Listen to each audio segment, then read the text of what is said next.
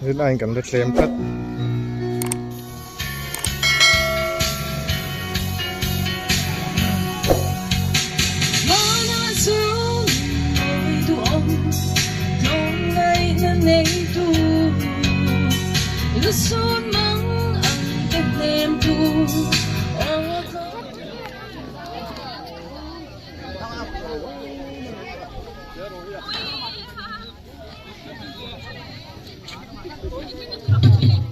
Tero rentan turhi Zotin Pran Soyeme Kalsara Tutenya Delhi apen la kal mai thini An thiam deu chan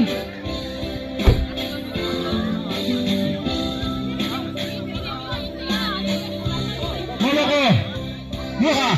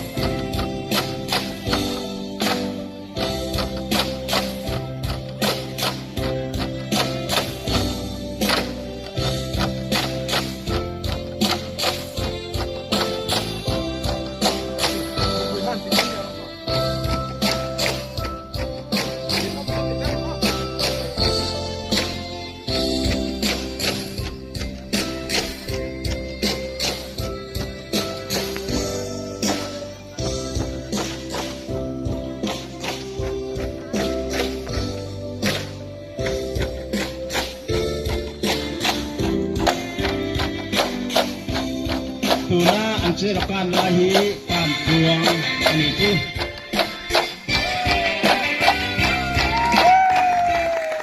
sirakan su tisong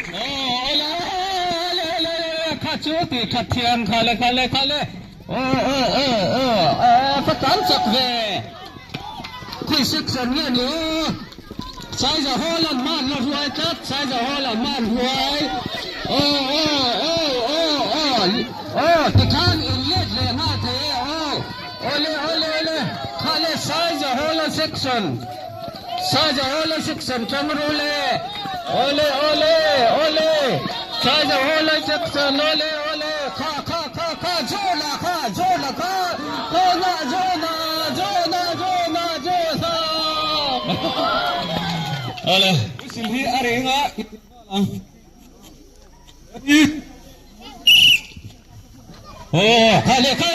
kale zampui ma section lami vechak ve kan le ha helma zampui ma section lami anga khai to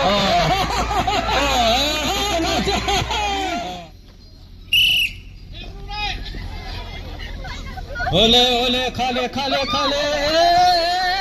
sai ga ole sole tu man la thilo so em role kut an kut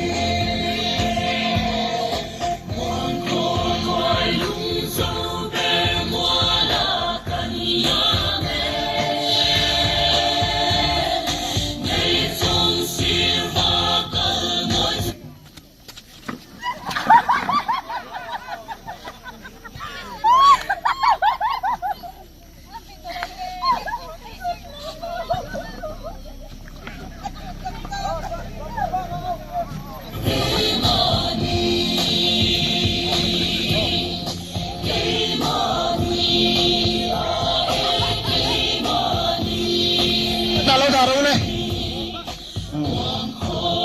hoi tari no tur bol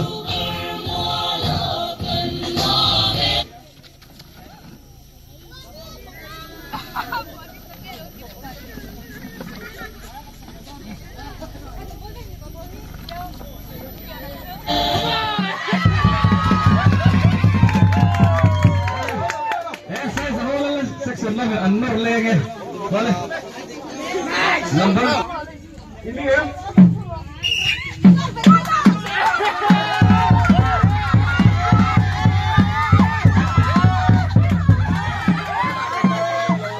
pinche fatito